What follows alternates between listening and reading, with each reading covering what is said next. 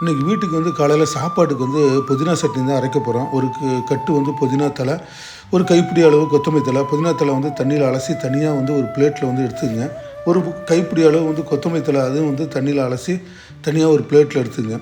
உளுத்தம்பருப்பு, கடலைப்பருப்பு of spoon, 15 சின்ன வெங்காயம், 3 பச்சை மிளகாய், தேங்காய் வந்து ஒரு கப்பு, சின்னதாக வந்து ஒரு புளி.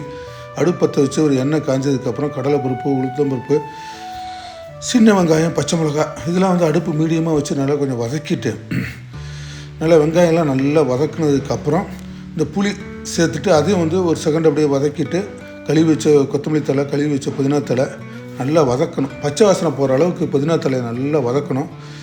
வதக்கிட்டு அடுப்பு வந்து சிம்மில் வச்சு நல்லா வதக்கிட்டு, அதுக்கப்புறம் தேங்காய் துண்டுகளை ஆட் பண்ணிவிட்டு அடுப்பு ஆஃப் பண்ணிடுங்க. ஆறட்டும்.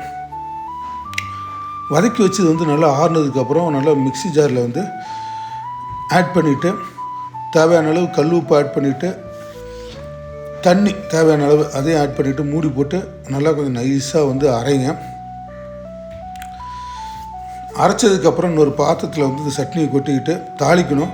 தாளிக்கிறதுக்கு வந்து கடுகு, உளுத்தம்பருப்பு, கடலைப்பருப்பு, கருவேப்பிலை எடுத்துக்கங்க.